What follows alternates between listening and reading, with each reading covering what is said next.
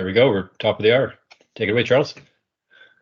Perfect. Well, thanks everybody for joining us. This is the first of what's going to be a series of webinars that are coming out over weeks, months. Peter, Yes. You've got another two planned, haven't you? With 2 more next week. Yeah.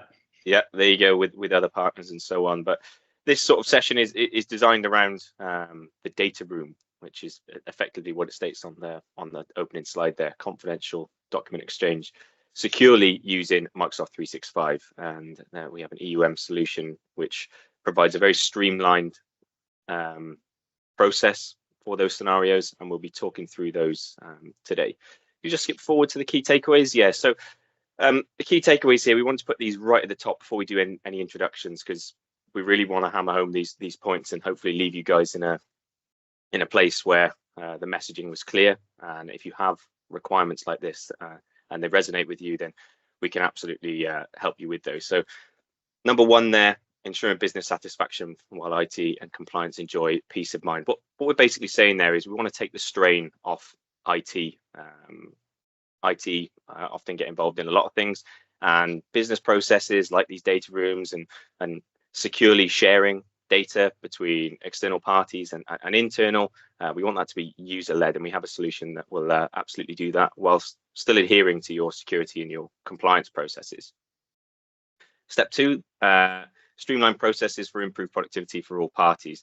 We want to remove clunky and risky processes, sharing documents via email, sending them, opening up to potential risk, having a secure, centralized place for both parties to access is absolutely paramount and streamlines the process no end.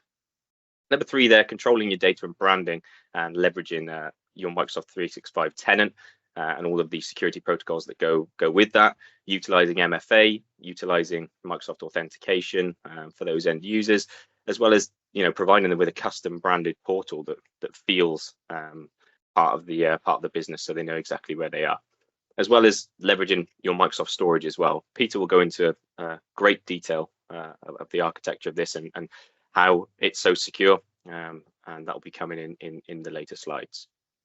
But if I just introduce myself, for those that don't know, my name is Charles Ross. I'm a senior account manager at Essential Computing. I'm actually in my 10th year at the organization, and you can see my tagline there from LinkedIn, which I definitely did not write myself, but I think it outlines me quite well. In those 10 years, we've seen a lot of change and working in the sales team, transitioning into customer success more than anything now. It's been a fantastic 10 years, and working with EUM has been an absolute pleasure as well. You can find me on that LinkedIn link there, search Charles Ross Essential, and I'd be happy to connect, because I'm often sharing bite-sized bits of information, useful webinars like this one today. So do feel free to connect. A couple of housekeeping things then. This is a Teams webinar, which we have tested and works well. So please utilize the chat window as and when. I will be your spokesperson for this session. So any questions, please ping them in the chat. I will abruptly interrupt Peter in his flow and ask him any questions that you may have. So please feel free to do that throughout the session. We do have a section at the end which is dedicated to Q&A, but sometimes questions need to be asked right there and then, and you'll get a succinct answer to that. We're going to share the webinar recording within the next 24 hours, so you should all get that link. So for anybody that isn't able to join us today as well, that has signed up, they will get that link as well. And yes, obviously enjoy and learn on that final point there. So who are Essential? I thought it'd be a good idea just to sort of set the scene on who we are, and Peter's going to dive into a little bit more detail around our partnership and sort of why we're doing this webinar today. But Essential Computing has been around since 1991. That's actually a year before I was born, so pre me.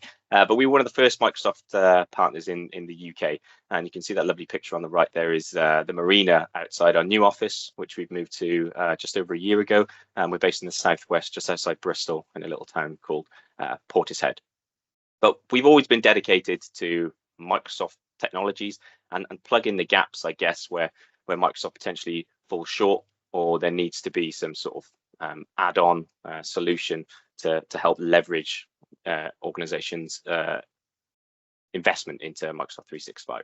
But we're dedicated to building strong customer relationships. And you can see on this next slide here, some of you guys in the in this webinar will have known us from previous projects, potentially migrations. We were heavy in the space for a long time, migrating people to and from email archives, which was one of the main ones, and the boom of M365, getting people into the cloud and adopting the M365, or Office 365 as it was then, getting things like email archives, journals, files into SharePoint and OneDrive.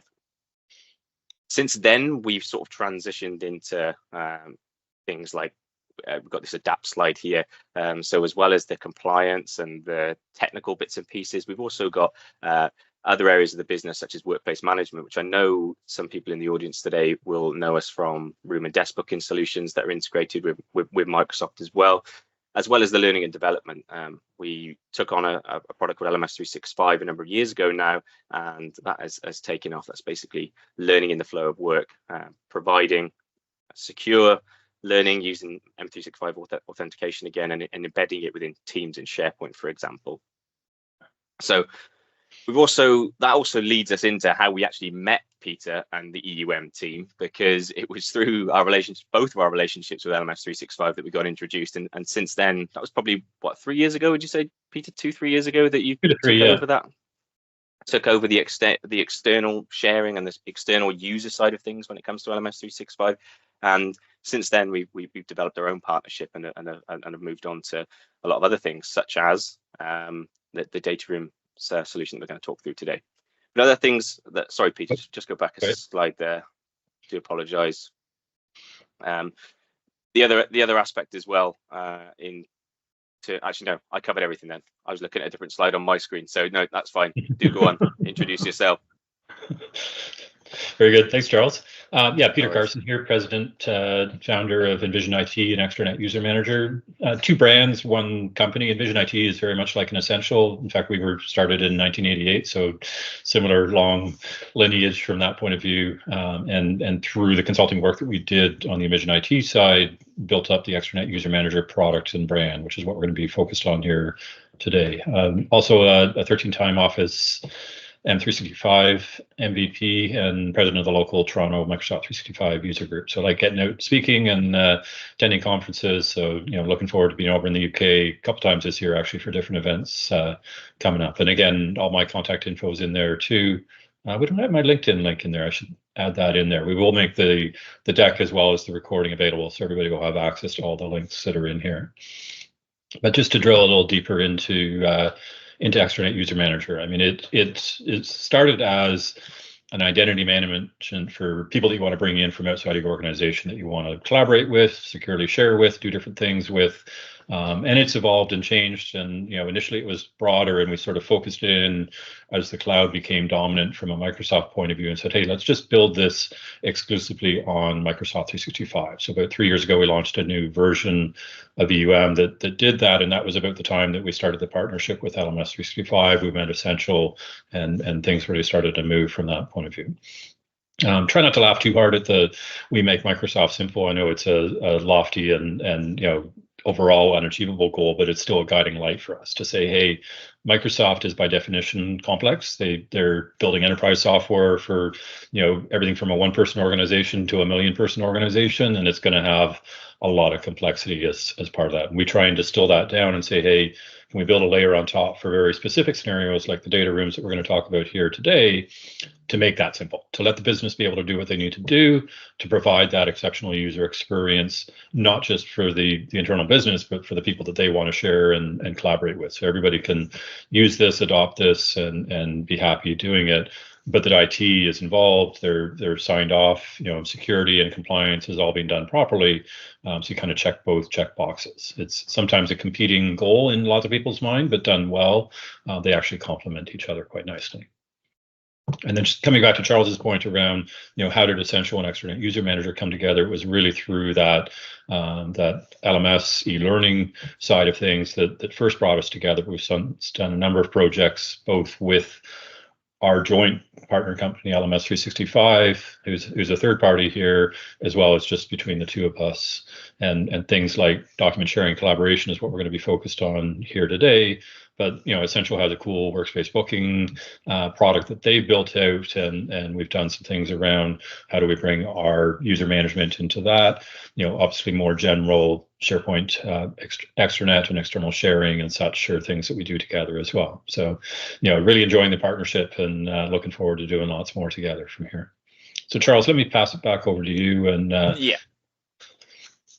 yeah, perfect. I'll just run us through the quick agenda here. So, data room is a term that's thrown about quite a lot, and some people in the audience may have really good knowledge and understanding of what a data room actually is, but some may not. And this is more of a virtual data room opposed to the traditional on-premises data room. So we'll talk through exactly what that is and what issues that addresses.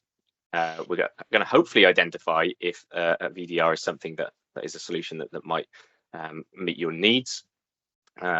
We've got unique document exchange. We've aimed this initially at the financial, insurance, and legal sectors. So some of the scenarios may be more specific to those organizations that sit within those. However, this is very open. We joked about it earlier on the call. There's never two requirements exactly the same. There's often similarities to be drawn, but keep an open mind. And if you're not sure, then you always are welcome to ping us a question, and we'll help you identify potentially a data room may be something that can help with you.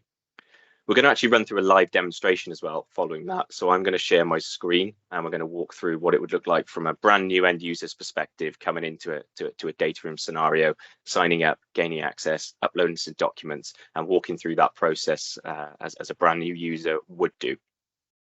Peter's going to talk through some other real world examples and applications as well. So there's a handful of other scenarios that we've sort of earmarked for this particular session. But like I said, it's a very varied topic with many solutions in there. And then we've got a quick summary. I know we're going to talk about future events, other webinars and stuff that's coming up, but we have also got time at the end for a question and answer session, should anybody not put something in the chat and save it for the end there. Very good. Thanks, Charles. No problem. Yeah, so I think, like you said, let's start just by level setting and defining what a virtual data room is. And the idea is it's a secure repository for document storage and distribution. It's a place to bring different parties together to say, hey, we need to trade and exchange and work together on documents. How do we do that in an easy, safe, and secure manner? Depending on the business processes, there could be high due diligence requirements, there could be high confidentiality requirements. In the scenarios that we've called out, the finance, the legal, the insurance, there's obvious when you're in financial situations, there's very private confidential information in there. Legal could cover any matter, spectrum of matters, even insurance, having things like claims scenarios. We've done these types of records repositories for insurance claims processing. You get a lot of personal health information and very sensitive information. You got to make sure that it's handled appropriately. And just doing it through email exchange or through shadow IT may get the job done, but you're leaving your organization open to some huge potential impacts if things go sideways from that point of view. So, in a modern workplace, where's the need for data rooms? And it's amazing in 2024 with the cloud and all these collaboration tools, how much still happens through email. And I can speak personally to this. I just, literally as of 5 p.m. yesterday, finally concluded a financing deal for the business that started last May. And probably about 30, 40, maybe 50 documents that had to go back and forth. And we're going to use some of these in our example scenarios. And just the nightmare of, oh, I thought we had this one, or you sent me the wrong one for that one. And it just endless back and forth and back and forth. And as the client working with a financial institution, I don't know if it's different in the UK, but in Canada, they're like, okay, well, you have to hire your legal counsel to do the financial negotiations as part of this, but you have to pay for our legal counsel on our side as well. Like, you're on the hook for both bills. And I've got a $650 an hour lawyer on my side talking to the $650 an hour lawyer on their side, and I'm paying both those bills, saying, can you get this document from this insurance broker signed? And the insurance company who's a big, large organization, literally takes a scan of a document and paints a signature onto it and mails it back, and they go back and forth like 4 or 5 times just on that one document. It was a nightmare. I've actually never seen a lawyer lose their mind the way the one legal counsel did when it went to about round 4 on all this. In the meantime, at the end game, as we're finishing this transaction, we're actually switching commercial banks as part of this as well. So they've frozen all our accounts on our old commercial bank. We can't touch our line. We can't do anything because they're going to be paying it out, moving it over to the other side. But you can't get access to the new line until the old one's paid and confirmed and such. And that was all supposed to happen last week. And yesterday afternoon, it's still happening. It's like, come on. And I had a deadline of end of day yesterday. Payroll needs to be paid for the payroll vendor to get checks to everybody. I didn't tell my team that this was going on. But, it's just this insanity of how business operates today, and never mind the fact that this was all going through email, and the massive amount of cyber attacks that get initiated through email phishing.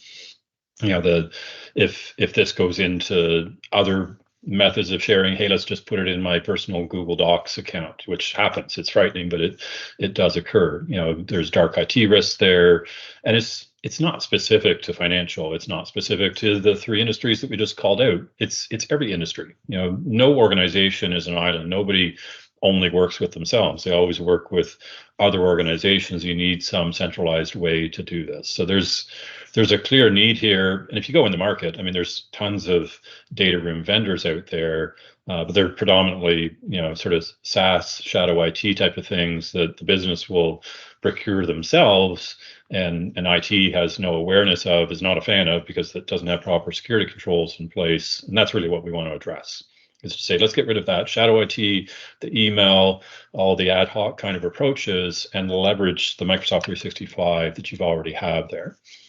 If you as an organization have bought into Microsoft 365 and bought into the cloud, regardless of where you are on the maturity role there, like maybe you've just done the email migration and you're still using file shares and on-premise data centers and things like that, it doesn't mean you don't have the cloud available to you. Like, that journey sometimes still takes a while, and we're still working with clients to do those kinds of migrations. But by and large, today, as a result of COVID and everybody having to go work remotely, Teams took over, the cloud kind of took over, and it kind of accelerated things in a good way from that point of view.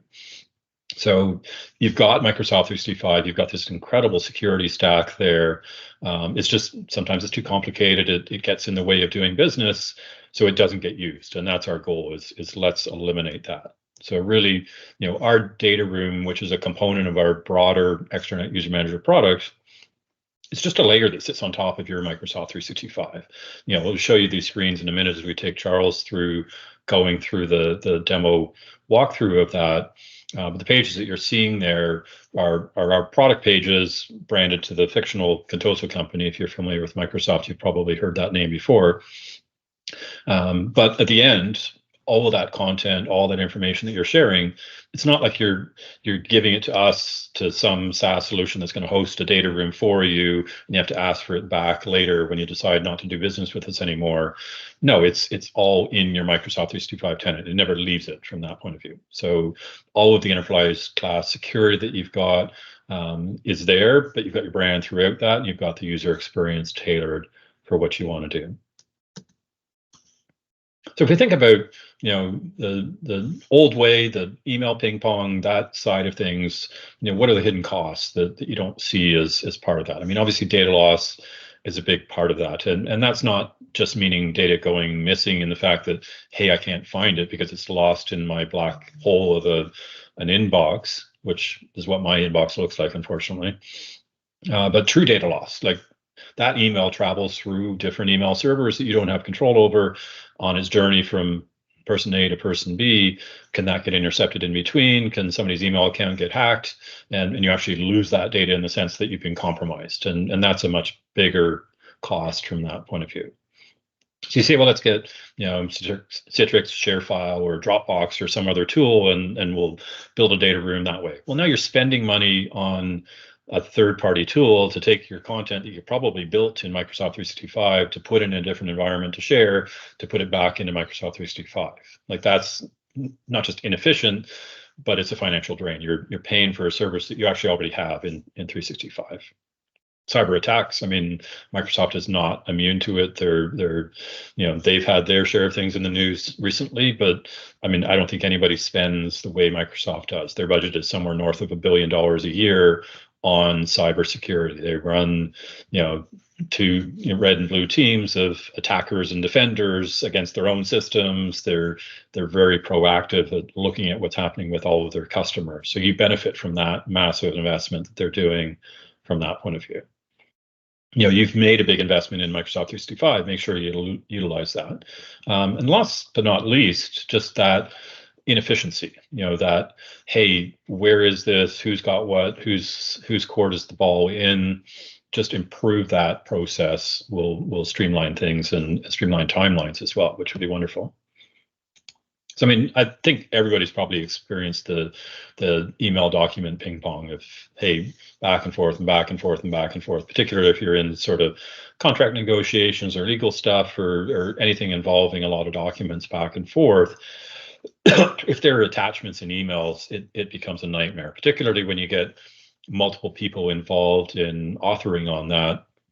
This is something that we've said for a long time as SharePoint consultants, even back before Microsoft Teams and Microsoft 365 was a single version of the truth. Let's have a single document that we all work against. And in collaborative scenarios, like this deck that I'm presenting here right now. I mean, Charles, I didn't look to see, but earlier this morning, I mean, you were in the deck at the same time as me, and we were talking about a slide, and Irina was in it at the same time, and she was literally authoring the slide and putting images while we were discussing that particular slide. That co-authoring experience in Microsoft 365 is amazing, and it just makes things so much better. Like if Sarah on your side, who does the branding work, and Irina does it on our side, we're doing it in two different presentations that we had to merge together, like it would never have come together the way it has here. And that's how we used to do it. That's how we used to do it. It's like, I hate working that way now. It's horrible. Yeah, it's not just presentations. I mean, we do big RFP proposals with partners, and same thing, like 100-page Word document that we need to put together, and everybody's got their sections they need to fill in. It used to be one poor intern's job at the end of that to say, take these 12 versions and merge them into the master copy. That all goes away from that point of view. So yeah, I mean, is this needed for everybody in every scenario? No, I mean, we didn't need a data room for the PowerPoint presentation. There's some great features out of the box in Microsoft 365 that lets us just share a link with Charles and Sarah and say, hey, let's co-author on this document. It's more when there's sort of frequent or routine or part of your business process is around this external collaboration and sharing, and it needs to be scalable. Maybe you're an accounting firm or a legal firm, and you've got lots of these scenarios, and it's part of your regular business process. You need a standardized way of doing it, and you may have a very diverse set of users. How to make it simple and easy for them to do it from that point of view. And if it's cookie cutter that people just press the button and go, and they don't really think about what's happening under the hood, but there's a lot of compliance and control put in place underneath that, that's actually really good. Having people need to remember a bunch of steps that they need to do each time they do sharing is a recipe for disaster. You want to make it as simple as possible. And ultimately, Microsoft 365 has a ton of audit controls on there as well around e-discovery, around tracking of who did what over time, and version controls and things like that. So you get all that power as part of that from that perspective.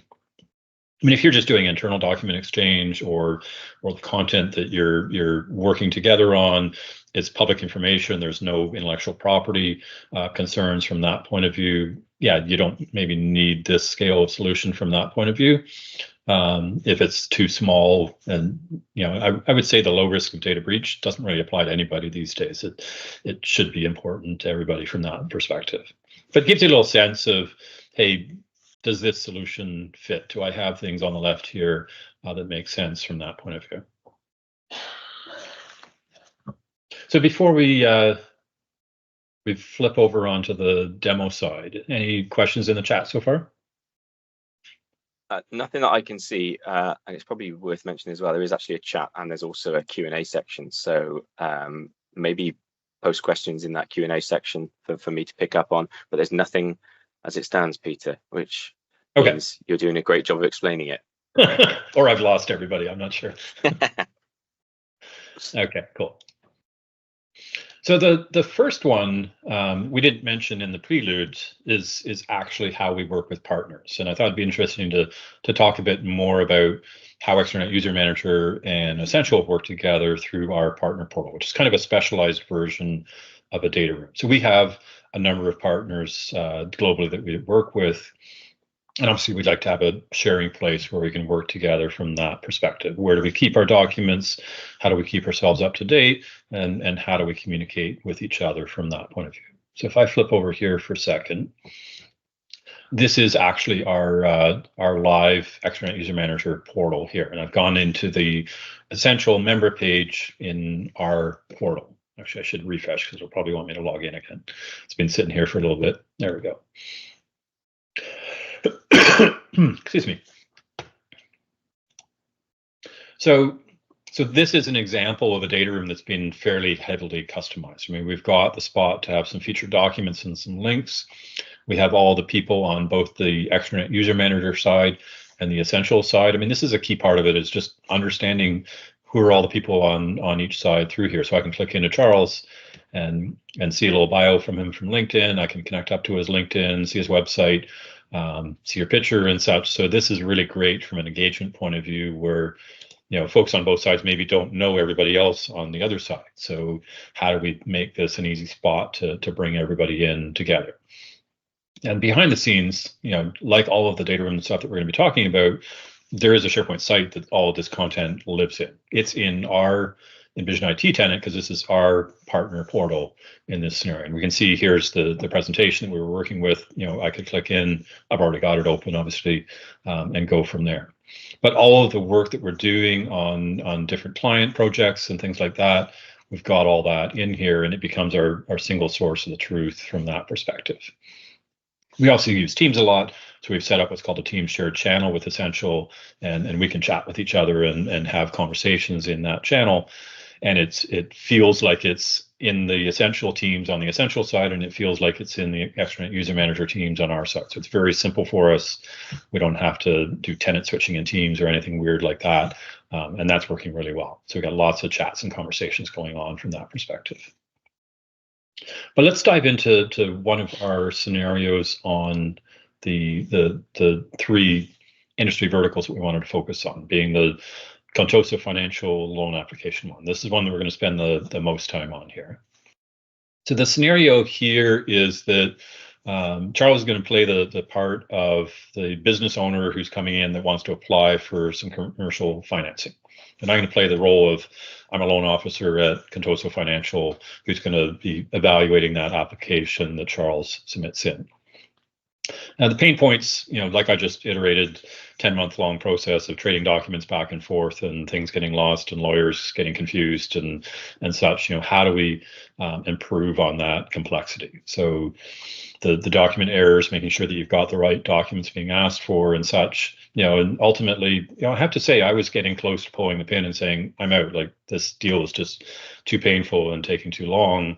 I'm going to go find another commercial lender. So, obviously, the better you can make that process for your clients, the more shortened you can make it. It's better for everybody to close the business while you still cover all the bases and check all the check boxes.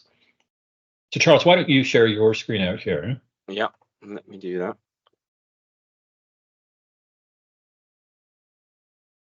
And my screen is above, so if I'm looking above the camera, I'm not just staring out the window, I promise.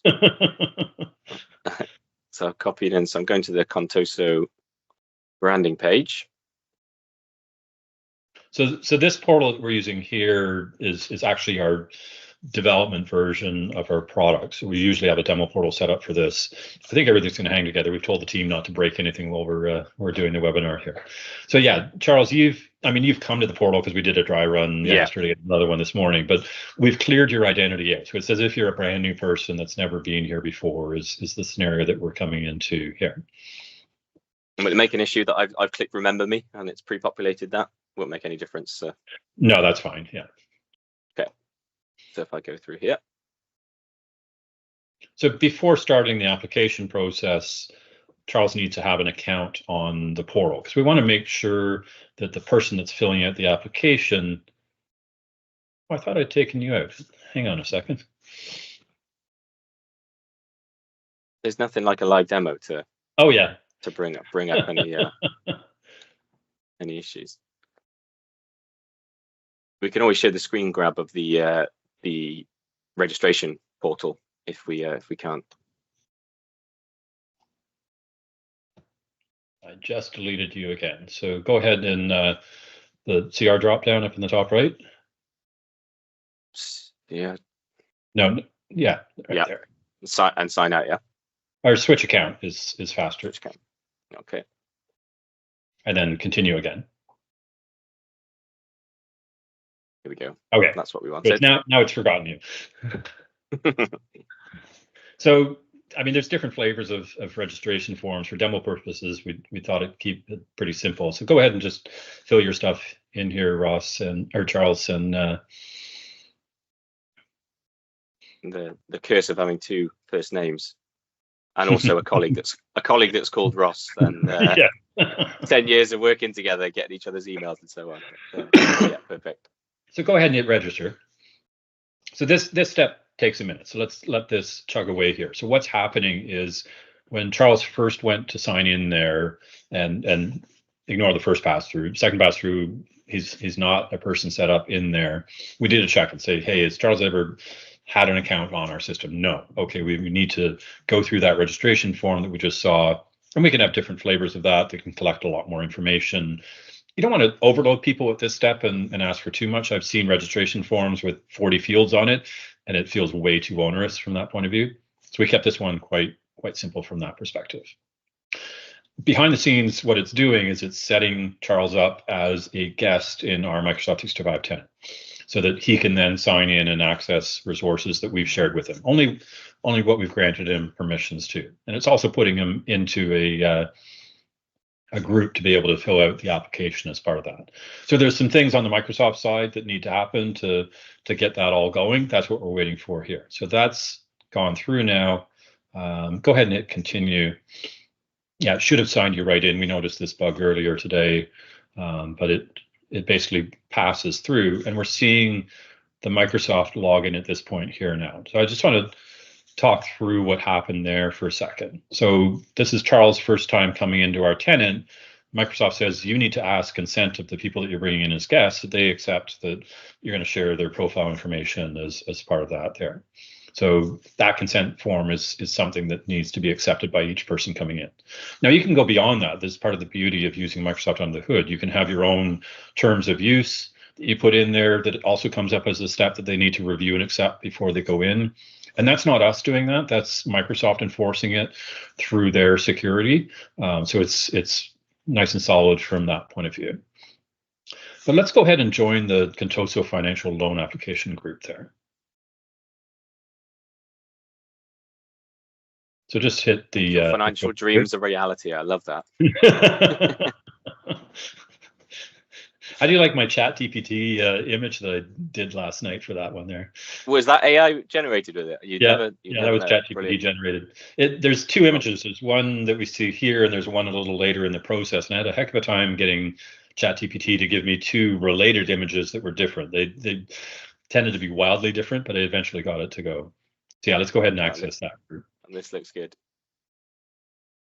Okay, so now we're kind of in the door and we're ready to start to fill out an application. Obviously, a normal commercial credit application would be a lot longer than this, but we've kept it fairly brief from an interest point of view. So go ahead and fill out the information in there.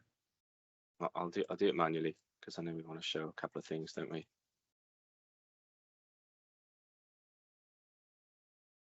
Is this capped? Have you put a limit on this field, or can I ask for 50 million? You can ask for 50 million. You might get denied.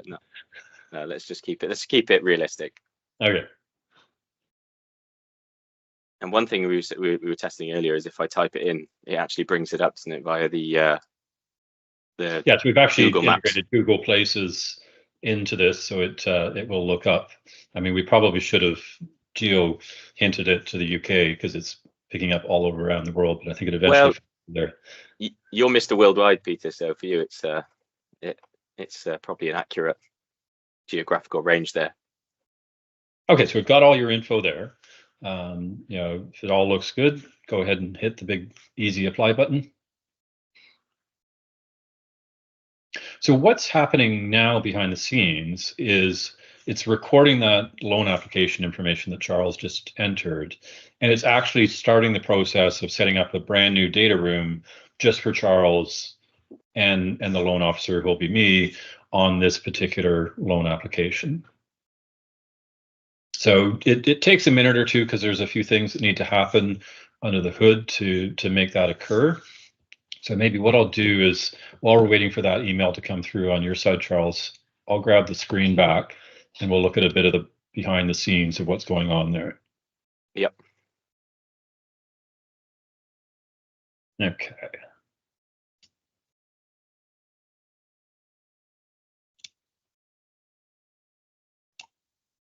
So let's just start with sort of the technical under the hood. If you're not a technical person, don't get scared here. The key point that I want to make is understanding what lives where in our solution. So we've got the EUM portal. So that's the Contoso branded portal that Charles was just in. And the key there is that we host it for you, so you don't have to worry about managing that yourself. It is a SaaS solution, but we host it in Microsoft Azure. So we're not running our own data centers or doing anything weird from that point of view. And currently we host in US, Canadian, and Western European data centers. We have clients all around the world. Those three tend to fit in general for most. We're going to be doing a similar webinar with Australia and New Zealand. New Zealand actually just got their new data centers went live last week, so they might be asking for something there from that point of view. But the key is that we manage the application for you, so you don't have to worry about that side of it. But the other key piece is that all of the data that we're talking about here, the documents that Charles is about to load up into the data room, exist in your Microsoft 365 tenant. So there would be a SharePoint team site that you would set up to create folders for each of the data rooms. There's a configuration Excel that we'll have a look at in a minute that kind of manages what you're asking for and how you want to structure that. All of that's living in your tenant. And when Charles came in at the beginning and he had to register an account and get set up as a guest, that's all getting done in your Entra ID, which is your security storage in your Microsoft 365 tenants. We're not holding any of that information. It's all living within your tenant.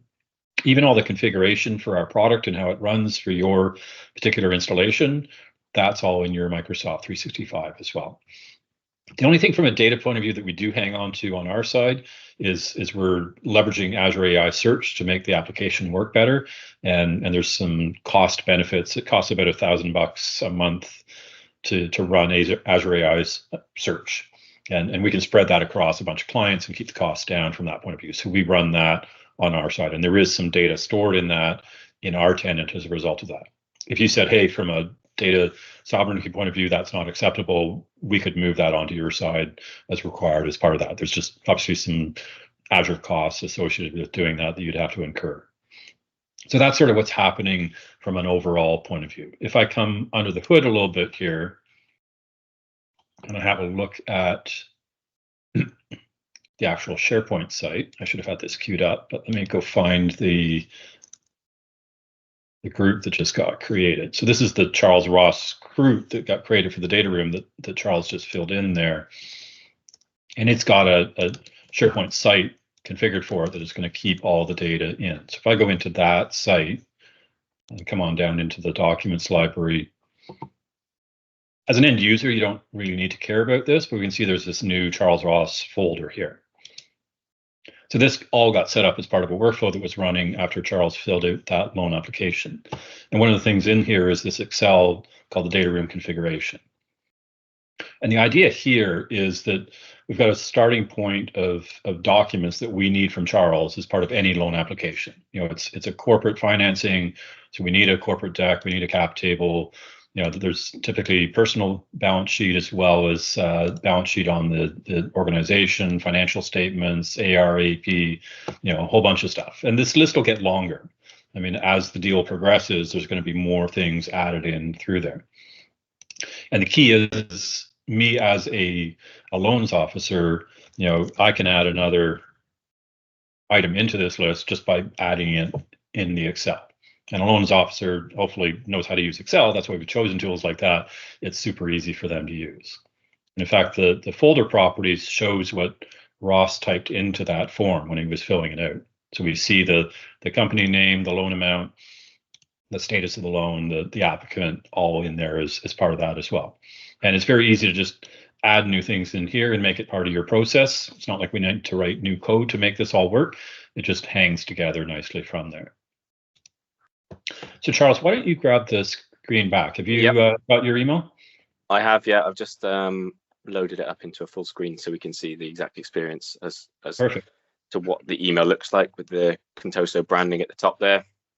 Yeah, so a couple things here. I mean, this email came from our envisionitdev.onmicrosoft.com, but it's using your Exchange Online. So whatever email you want it to come from your domain, it's not coming from some SaaS service. It's actually coming from your organization. So that brand is not just seeing the Contoso logo, it's the email addresses, it's the web address of the portal itself. All that's completely under your control. So we want to make sure that your brand is front and center through all of that. So yeah, go ahead and click on Go to your data room. Now this is going to take maybe an extra 10 or 15 seconds to load up, because I went and edited that Excel and added a new thing that I wanted for you, which I wouldn't normally do right at the beginning of the process. So it saw that I changed that Excel, and it's now going and saying, oh, I need to reconfigure the data room a little bit, and then I'm going to refresh the page and show it up for you here. So we'll see this spin for a little bit longer on the please wait, and then we should see the whole thing refresh. If I hadn't touched it, it should come through quickly from that perspective. There we go. Okay, so this is the data room page in this scenario. So the top card that we've got there, the Charles Ross, has the information that Charles entered into the application form. And think of that sort of as metadata or information about the data room as a whole. It doesn't apply to a single file, it applies to the whole package. All the stuff in here is about a $50,000 loan that's a new application for essential computing submitted by Charles Ross.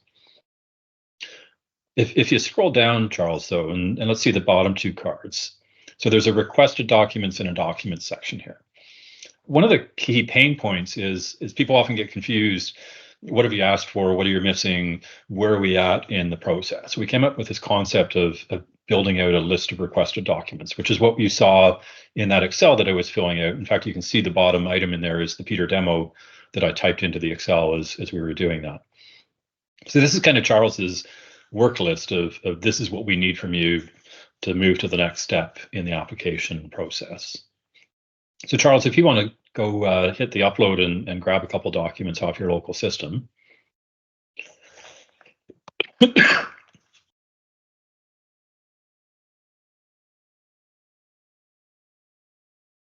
Select the top three. They seem to be sure. the easiest ones to grab. Yeah, you can drag and drop, you can multi-select. There's lots of different ways you can do it. And yeah, let's go ahead and just hit the upload first. Pretend you've never done this before, you're not sure what to do. I haven't. So you've got the document. We don't know what these documents are. You got to tell us a bit more. So let's go ahead and pick some document types from there. So you're basically mapping your file names to the things that we've asked for. What's what in this list here.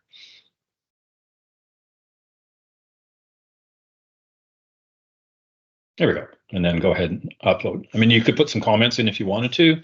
Likewise, you can see there's some instructions that I've provided as a loan officer on the requested documents. So there's the ability to communicate both ways through there.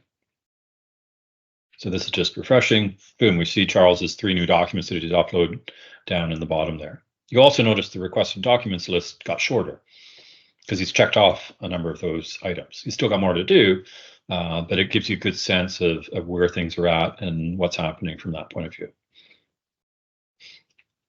Now, if you wanted to get a package yourself, or maybe I, as the loan officer, wanted to get a package. Charles, just the middle icon in the bottom there, the download one. If you go ahead and click that, what that'll do for you is it takes all the documents in your package, zips them up, and downloads to your browser. So now you've got a zip file of those 3 documents. So if anybody needs the whole package related to the data room, there's a quick and easy way to grab stuff from there.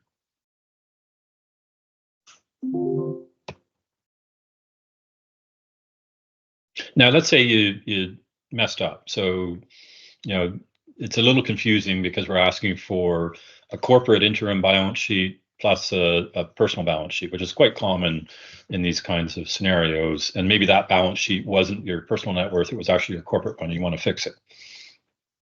So the second icon in the bottom, the little pencil, is allowing you to update that. So go ahead and click that.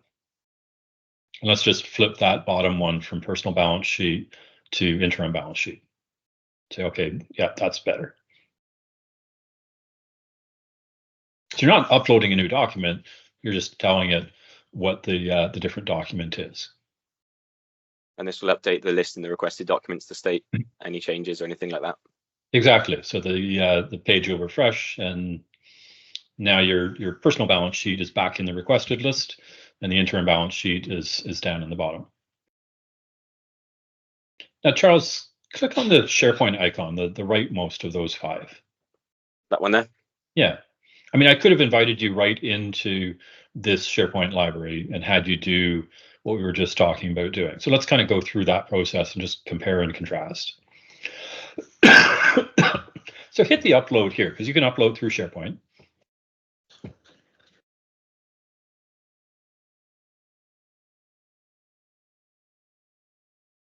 And just pick a 4th document from your list here.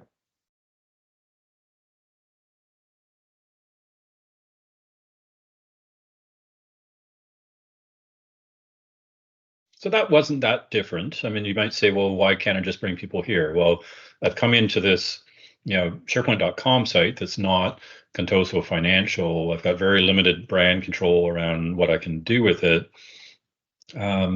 Charles, we now need you to tag that document and tell us what it is. So go ahead and don't click on the document, click somewhere on the row. We got to be very careful in SharePoint how we click so that we can select that document. And then in the top right corner, there's a little circle with an eye. This is the document information pane in SharePoint that has all the properties. And there's a little edit all in there. Yeah. So we can click on that. Here's all the properties of the document. And we could type something into the document type. Now, we don't have a pick list here like we had before. We could have set that up that way, but it was easier for us not to. Just type in the word financial statement.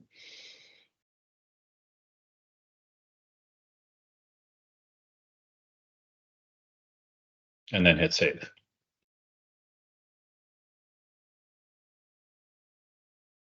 And if you go back to your middle tab in your browser, and let's just refresh this page. I mean, the beauty of the solution is because it's live built on Microsoft 365, the changes that Charles did in SharePoint will live show up in the data room here, and we can see that financial statement has shown up.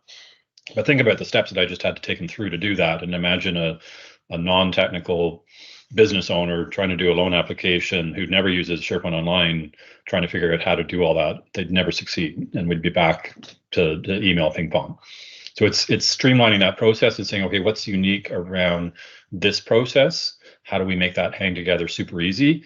And that's our goal.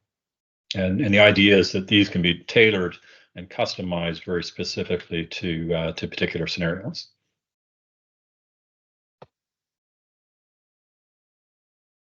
Cool. Thanks, Charles. Why don't I grab the screen back? Yep. Fire up the deck.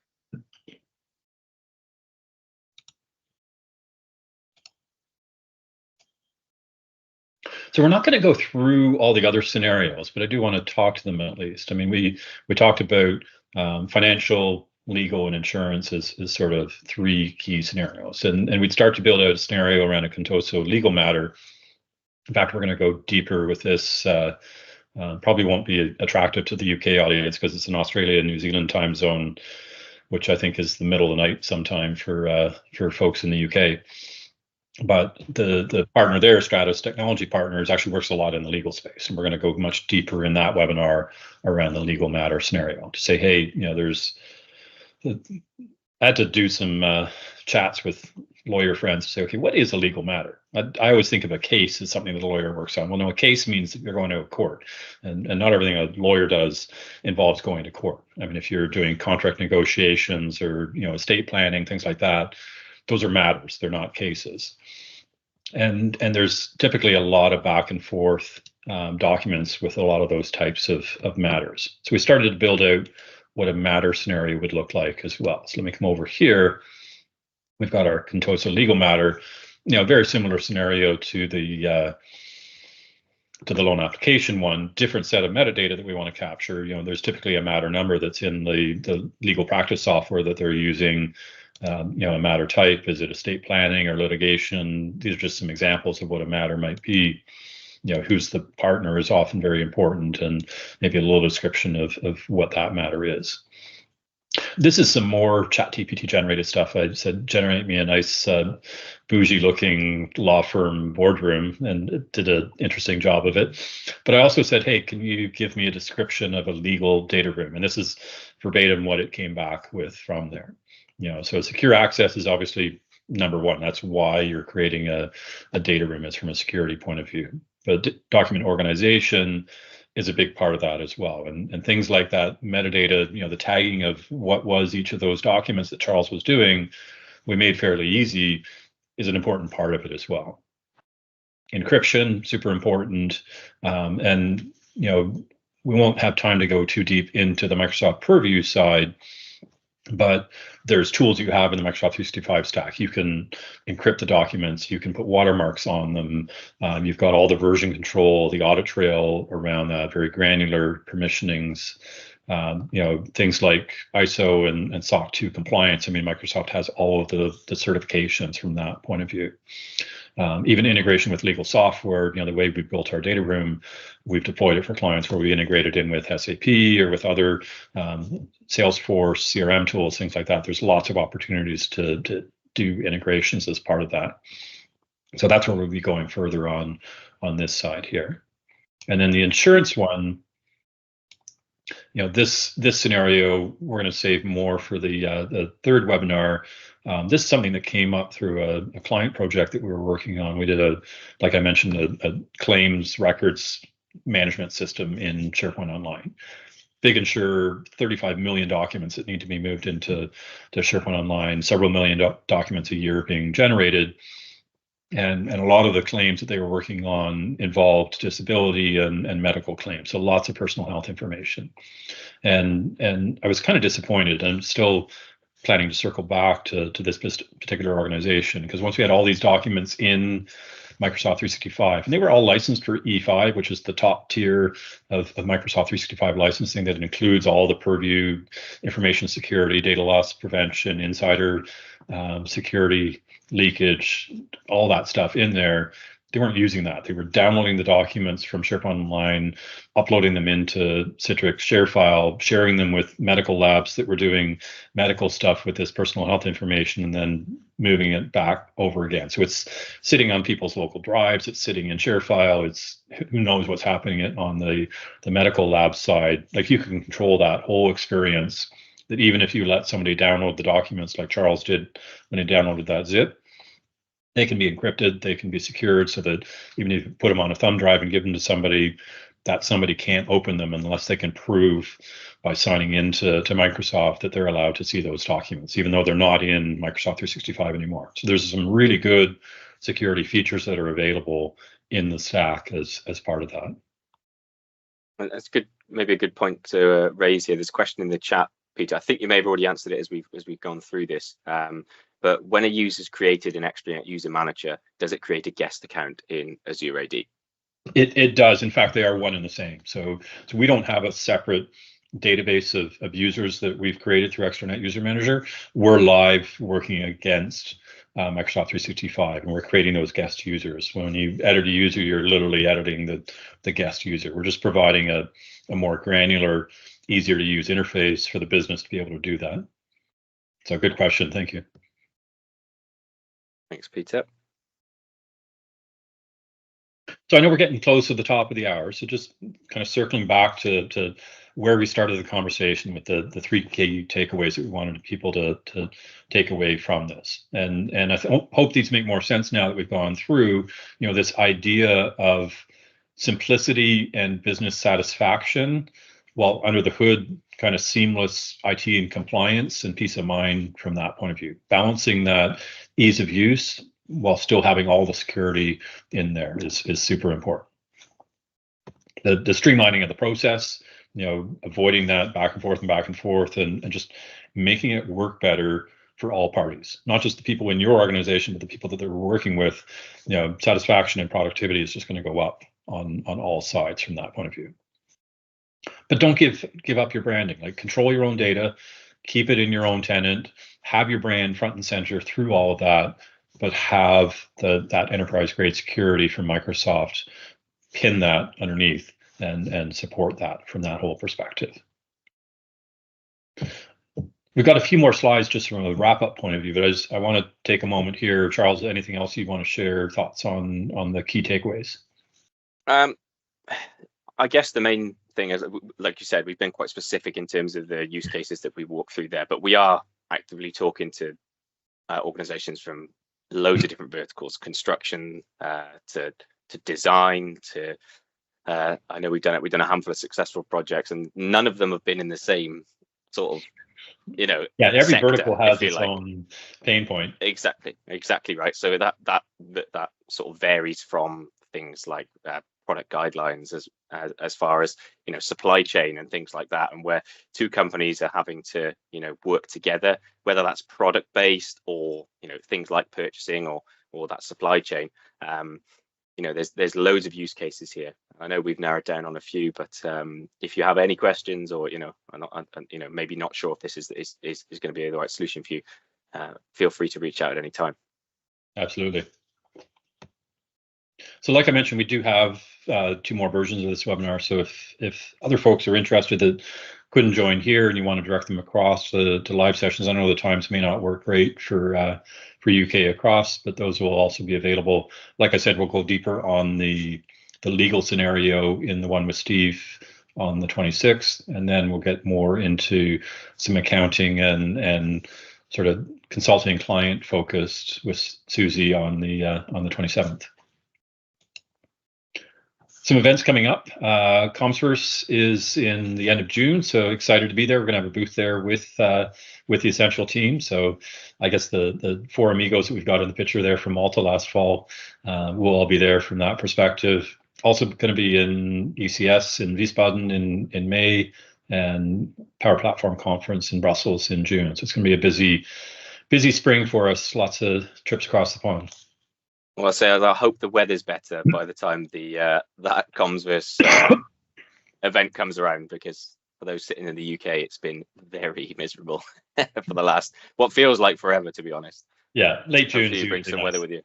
Yeah, you'll be fine. Yeah, so we've got some additional resources. Again, those links are going to be available in the slides. We'll have the slides and the recording uploaded tomorrow, so that'll be available to you. And then contact information there for not just myself and Charles, who were on the webinar, but Logan, who is our VP Sales on the Extranet User Manager side, and Ross on the Essential side as well. And I think we've covered questions as we've gone through. Cool. Well, I want to thank everybody for taking the time to join us today. It was a fun session to deliver, and hopefully it was an informative one to receive. Yeah. And Charles, thanks so much for tag teaming with me. It was a lot of fun. Yeah, no problem. Really enjoyed it. Cool. Thanks, everybody. Lots of applause. We're getting lots of applause, Peter. So you must have done a cracking job. Thanks, everybody. Have a great day.